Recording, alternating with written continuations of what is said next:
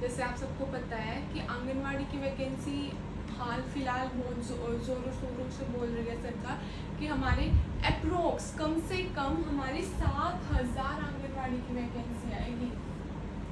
ठीक है, तो अब आंगनवाड़ी की वैकेंसी में ऐसा है कि ये बेसिकली किसके लिए होती है, महिलाओं के लिए होती है। जो हमारी बहनें 12th पास है, ग्रेजुएशन है जिसकी, या फिर 10th पास है, उन सब के लिए बहुत अच्छी न्यूज़ है कि आंगनवाड़ी की वैकेंसी आ रही है। अब देखो, जो पहले क्या होता था कि जो हमारी 8th पास भी होती थी, 8वीं क्लास जिसने की हुई थी महिला ने, उनके लिए हेल्पर की जॉब थी। लेकिन अब गवर्नमेंट ने क्या बोल दिया कि मिनिमम जो क्वालिफिकेशन होनी चाहिए वो 10th पास होनी चाहिए। तो 10th के लिए, 12th के लिए और ग्रेजुएशन लेवल के लिए, इन तीनों लेवल के लिए हमारी आंगनवाड़ी में वैकेंसी आने वाली है और बहुत जल्द आने वाली है। और कम से कम कितनी आने वाली है, 7,000 से ज़्यादा ही आने वाली है। तो इसमें क्या है, जो जिन महिलाओं ने, जिन मेरी बहनों ने 10th पास की हुई है उनके लिए हेल्पर की, जिन्होंने 12th पास की हुई है, 12वीं की हुई है, उनके लिए वर्कर की, और जिन्होंने ग्रेजुएशन की हुई है, ग्रेजुएशन ऐसा नहीं है कि किसी ने बीएससी की हुई हो, कोई भी हो सकता है, बीए की हुई हो, बीकॉम की हुई हो, बीएससी की हुई हो, किसी भी स्ट्रीम से की हुई हो, कोई मैटर नहीं करता, आपने ग्रेजुएशन की हुई हो, उनके लिए क्या आएगी, महिला सुपरवाइजर की वैकेंसी आएगी। और देखिए, ऐसा नहीं है कि हमारी 10th की बेसिस पे हेल्पर की वैकेंसी आ रही है तो इनकी ऐसे ही कोई सैलरी होगी, इनकी भी 20+ सैलरी है। तो आप मान के चलिए कि 20,000 रुपये आपके घर पे आ रहे हैं, तो कोई छोटे अमाउंट तो है नहीं। हमारी मिडिल क्लास के लिए हम 20,000 में बहुत कुछ कर पाते हैं, मानते हो ना। तो हमारी 10th बेस, 12th बेस और ग्रेजुएशन पे तीनों लेवल्स के लिए वैकेंसी आने जा रही है। और अब देखिए, तीनों लेवल पे वैकेंसी आ रही है और मिनिमम एज क्राइटेरिया क्या है। कोई बोलेगा यार मेरी तो एज निकलने वाली है, तो जी नहीं, मिनिमम एज है 18 से 42 तक। जो हमारी एज क्राइटेरिया है वो 18 से 42 तक है।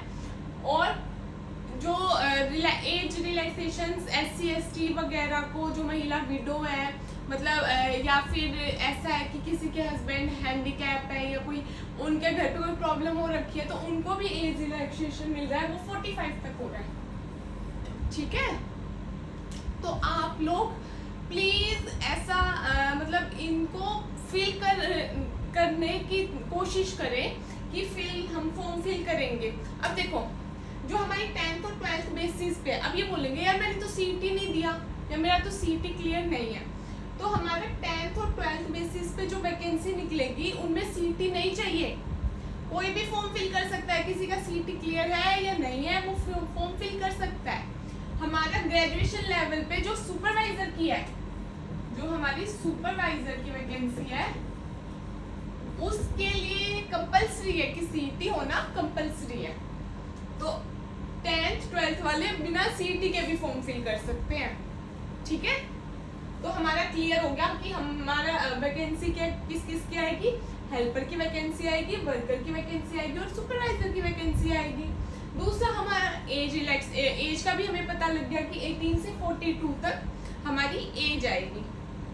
दूसरा क्या, 7,000 से ज्यादा वैकेंसी आ रही है, ऊपर वालों में कोई सीटी नहीं मांगा हुआ, इसमें सीटी मांगा हुआ है। और तो और सरकार अभी बोल रही है कि जो 10th और 12th बेसिस पे, 10वीं और 12वीं के बेसिस पे उनके एग्जाम भी नहीं होंगे, या तो मेरिट बेस पे होगा या फिर इंटरव्यू सिस्टम होगा।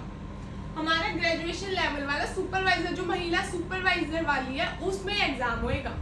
अब देखो, ऐसा तो इन केस, चलो ये सारी इंफॉर्मेशन तो आपको यूट्यूब पे बहुत जगह मिली होगी, सबने वीडियो बनाई है, लेकिन मेन मोटिव क्या है मेरा वीडियो बनाने का, कि मैं आंगनवाड़ी सुपरवाइजर, वर्कर और हेल्पर के लिए मैं आपके लिए वीडियोस, सिलेबस वाली वीडियोस अपलोड करने वाली हूँ।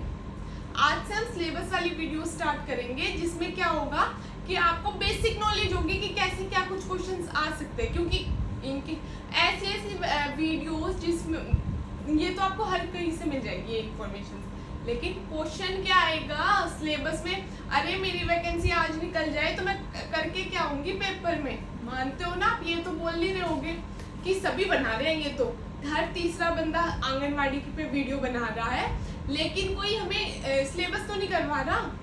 तो आज से मैं टॉपिक वाइज सिलेबस आपका स्टार्ट करने वाली हूँ, जिसमें हम थोड़ा थोड़ा डेली करेंगे, ताकि आप लोगों पे भी बर्डन ना हो, आप भी रैंडमली कोई भी घर का काम करते हुए ये वीडियो देख सकते हो। इसके लिए आप लोगों को चैनल को लाइक, शेयर और सब्सक्राइब करना पड़ेगा रेगुलर वीडियोस की अपडेट के लिए। और आप अगर मोटिवेट रहोगे मेरे वीडियोस पे लाइक कमेंट करोगे, तो मैं भी मोटिवेट रहूंगी, कि मेरे को भी पता रहेगा कि चलो भाई है कोई उस तरफ भी देखने वाला जो मेहनत कर रहा है। तो चलिए मैं आपको करवाती हूँ। पहले सबसे मेन चीज, सबसे बेसिक हमें ये पता होना चाहिए कि आंगनवाड़ी किसके अंडर आती है। तो आंगनवाड़ी आती है हमारी महिला एवं बाल विकास में, ये है उसके अंदर हमारी आंगनवाड़ी आती है। और इसका अब ये क्या है, ये आंगनवाड़ी हमारी नेशनल लेवल पे भी है और हमारे हरियाणा में भी है, स्टेट वाइज भी है। तो हमारे नेशनल लेवल पे महिला एवं बाल विकास मंत्री कौन है? अन्नपूर्णा देवी, ठीक है।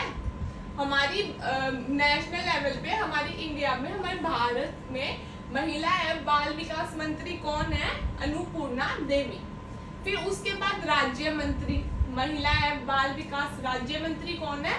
सावित्री देवी ठाकुर, सावित्री ठाकुर। अब देखो ये हमने, ये नेशनल लेवल पे, ये राज्य पे। अब हमें क्या है कि स्पेशली हरियाणा में कौन है पता होना चाहिए, तो वो है कमलेश ढांडा, ठीक है।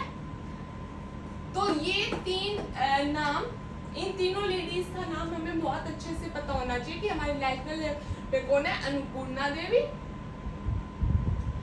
राज्य मंत्री कौन है?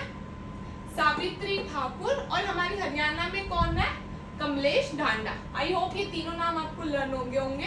अन्नपूर्णा देवी सबसे ऊपर नेशनल पे, फिर हमारा राज्य मंत्री जो बीच के उसमें है महिला एवं बाल विकास, वो सावित्री ठाकुर है। लेकिन अगर हमारा स्पेशली राज्य का नाम लिया है, स्पेशली हरियाणा का नाम लिया है, तो हमारी कमलेश ढांडा जी का नाम आएगा, ठीक है।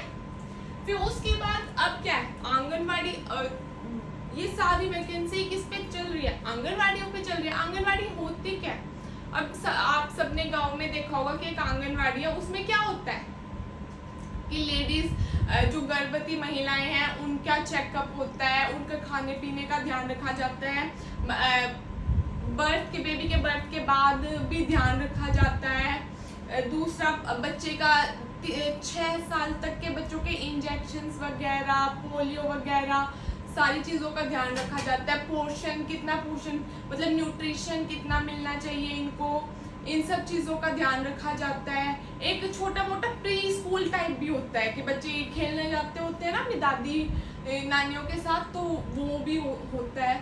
तो हमारा कुल ये आंगनवाड़ी क्या है कि ये बनी कब थी, कि स्टार्ट कब हुई थी, हमारी सरकार ने कब सोचा था कि हमें आंगनवाड़ी स्टार्ट करनी चाहिए? वो था 1975 में, ठीक है। हमारी आंगनवाड़ी 1975 में स्टार्ट हुई थी। और इनको हम क्या बोलते हैं? आंगन आश्रय नंदघर पूर्ण प्राथमिक विद्यालय, प्री स्कूल टाइप में, ठीक है। आंगन आश्रम, नंदघर, पूर्ण प्राथमिक विद्यालय, ये तीन इसके उपनाम है। हम आंगनवाड़ियों को ये इन नामों से भी बुलाते हैं।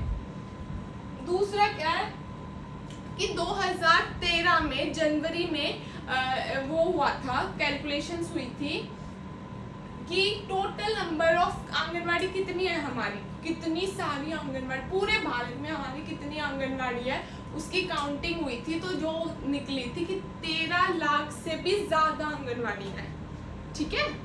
तो आई होप आज आपने इतना आपके लिए सफिशिएंट होगा, क्योंकि हम डेली छोटी छोटी वीडियोस लेके आएंगे जो कि आपके लिए बहुत हेल्पफुल रहेगी, चाहे वो अगर आप 10th के लिए, 12th के लिए, ग्रेजुएशन के लिए, किसी भी लेवल के लिए कर रहे हो।